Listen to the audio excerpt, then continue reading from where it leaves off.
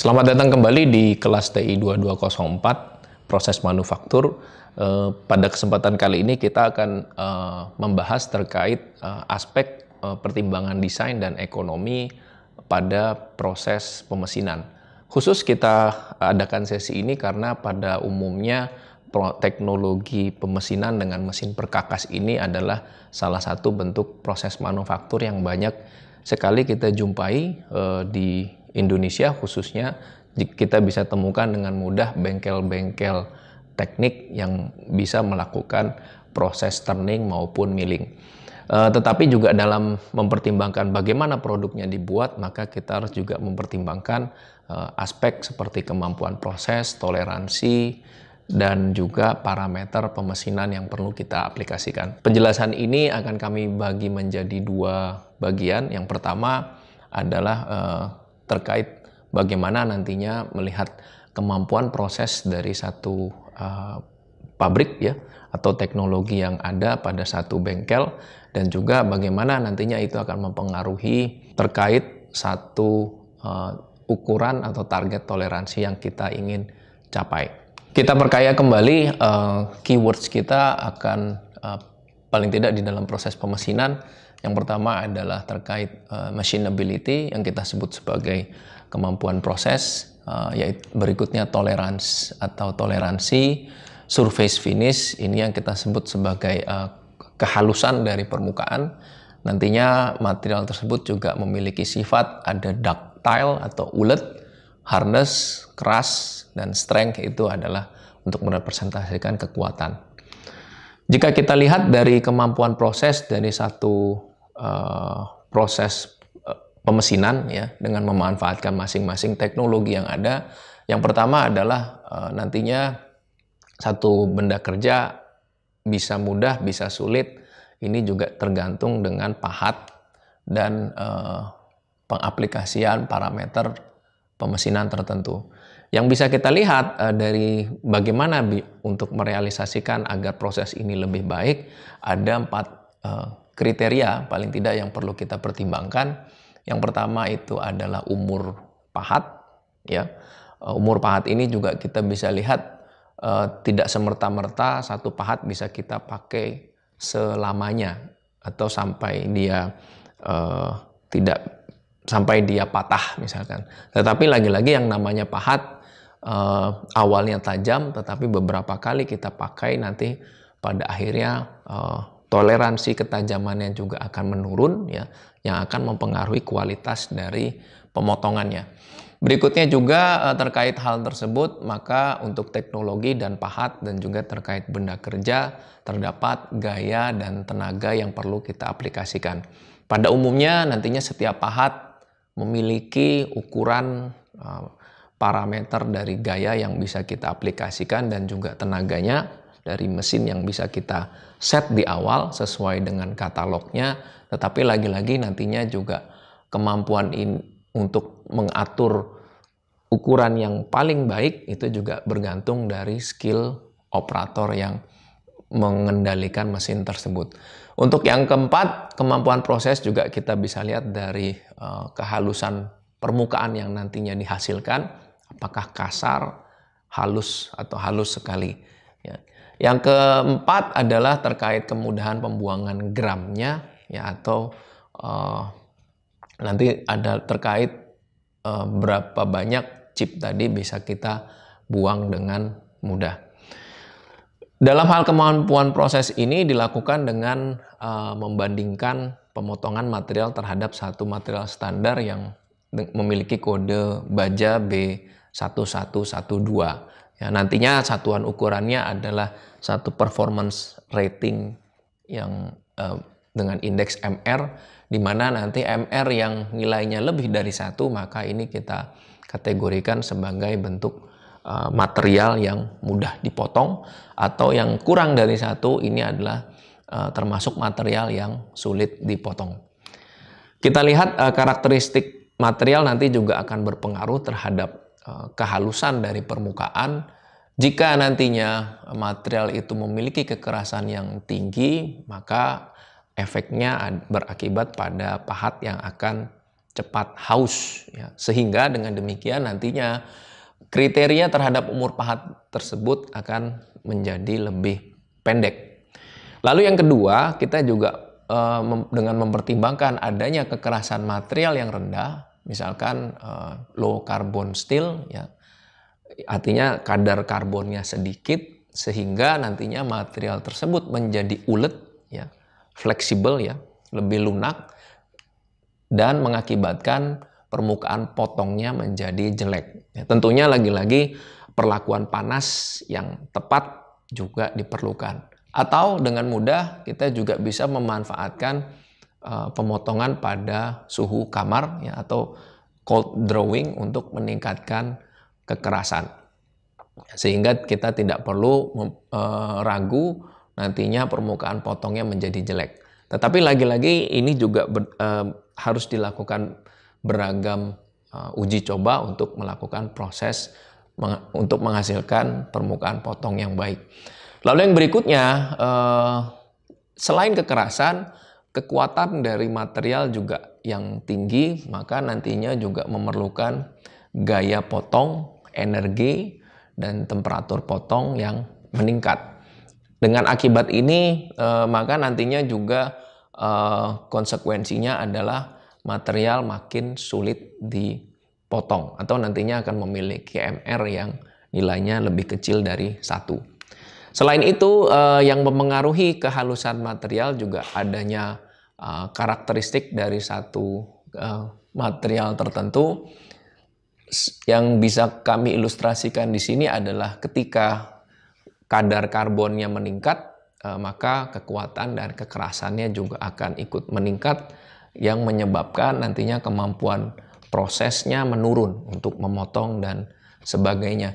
Yang berikutnya, kandungan mangan dan nikel yang meningkat juga akan mengakibatkan kekuatan dan kekerasan meningkat, sehingga juga akan mengakibatkan kemampuan proses menurun. Pada dasarnya nanti material ini juga bergantung dari spek produk yang akan kita buat, dan tentunya pada akhirnya pahat mesin dan parameter pemesinan yang pas harus kita aplikasikan sehingga bisa kita naikkan nilai kemampuan prosesnya.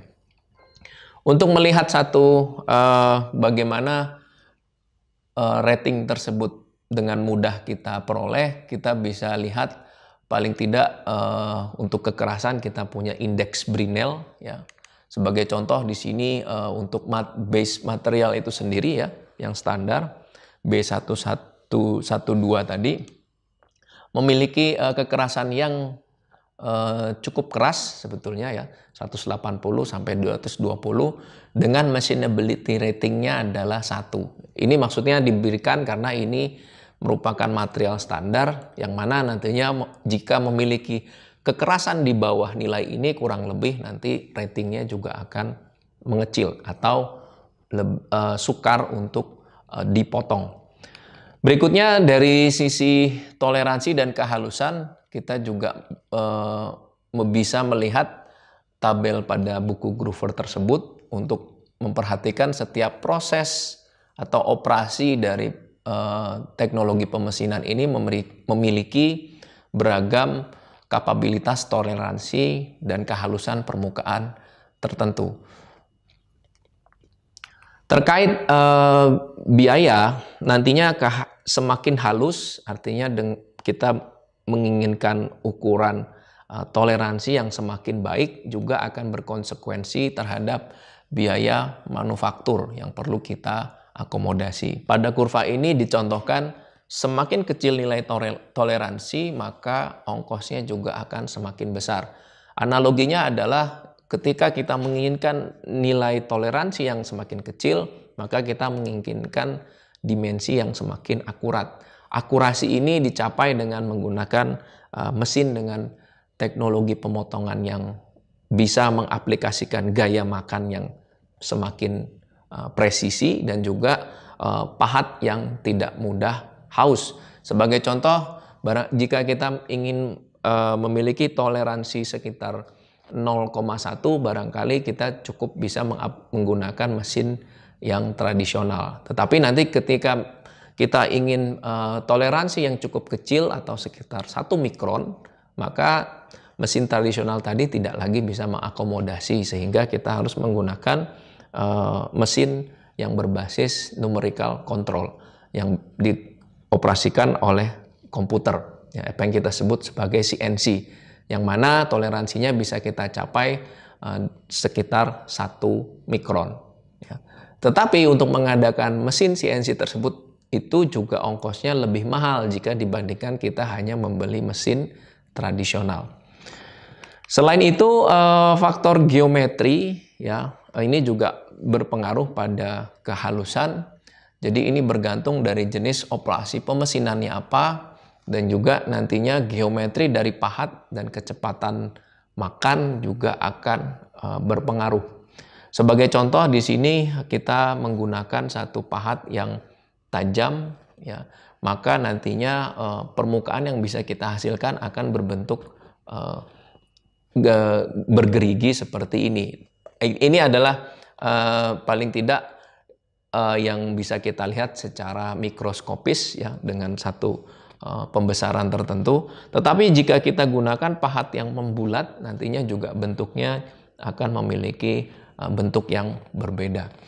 Untuk yang kedua, dengan kecepatan makan tertentu, jika kita menerapkan kecepatan makan yang cukup besar atau jarak pemotongan dari satu dengan yang lainnya cukup besar, jarak antar puncak ini cukup besar, maka juga bisa kita rasakan nantinya permukaannya akan semakin kasar. Tetapi jika bisa kita perkecil, maka kekasaran tadi juga tidak bisa kita rasakan, paling tidak dengan telapak tangan sendiri, ya. Atau nanti kita lihat juga bisa kita lihat secara mikroskopis dengan memanfaatkan teleskop, ya. Di sini nantinya apakah kita menerapkan ini dan ini bergantung dari tingkat kehalusan yang kita kejar. Akan tetapi nanti konsekuensinya juga berakibat pada waktu pemesinan yang cukup lama. Yang pertama ini biasanya kita aplikasikan pada proses roughing, yang berikutnya adalah pada proses finishing. Untuk yang ketiga, kita bisa lihat di sini dengan memanfaatkan sudut pemotongan tertentu, maka juga kita bisa hasilkan permukaan yang berbeda pula. Selain itu, faktor dari material kerjanya juga akan berpengaruh pada kehalusan. Yang pertama, adanya build up edge, ya, yang terbentuk pada ujung pahat juga akan bisa menempel pada permukaan, sehingga bisa kita rasakan seperti kasar gitu, ya, di atas permukaan benda. Lalu berikutnya nantinya pengarahan rake atau flank yang buruk, maka akan mengakibatkan gram itu akan bergesek kembali ke benda. Artinya nantinya permukaan yang sudah terpotong itu justru akan bergesekan dengan gram yang sudah kita buang. Yang ketiga, materialnya juga bisa robek karena tadi sifat yang ductile, yang mengakibatkan material itu dengan mudah bisa dipotong dengan gaya yang berlebih, maka bisa merobek permukaan material tertentu. Lalu berikutnya kita juga punya crack terbalik karena sifat material yang getas, ya. Dan yang terakhir adalah friksi antara pengaplikasian sudut flank, ya, pada permukaan yang sudah terbentuk. Terakhir adalah terkait getaran dan juga mesin yang sangat berpengaruh pada kehalusan, ya. Getaran mesin di sini kita lihat juga sangat mempengaruhi, artinya pada saat kondisi diam saja kekasaran itu bisa kita peroleh atau kehalusan itu bisa berkurang karena adanya pahat yang terdefleksi, dibantu lagi dengan getaran yang terjadi pada mesin. Lalu berikutnya, getaran itu juga nantinya bisa menyebabkan gelombang, ya, selain juga defleksi, ya. Yang terakhir adalah hingga menyebabkan meja kerjanya ikut bergetar. Bagaimana cara menguranginya? Yang pertama, bisa kita tambahkan satu kekakuan tertentu atau memberikan peredam pada fixture. Jadi pada satu mesin, pada area kakinya atau sambungan antara beberapa komponen bisa kita berikan semacam peredam karet ya. Lalu yang kedua, kita juga bisa mengurangi kecepatan makannya dan kedalaman potong. Artinya dua hal ini akan menambah gaya yang terjadi yang mengakibatkan gaya tersebut tidak bisa ditopang atau dihilangkan dengan baik oleh keseluruhan struktur dari mesin. Yang ketiga, kita juga bisa merubah desain dari pahat ya untuk mengurangi gaya potong yang terjadi. Karena gayanya naik, maka getaran juga akan menjadi bertambah. Demikian penjelasan pertama pada pertimbangan untuk aspek pemesinan. Terima kasih.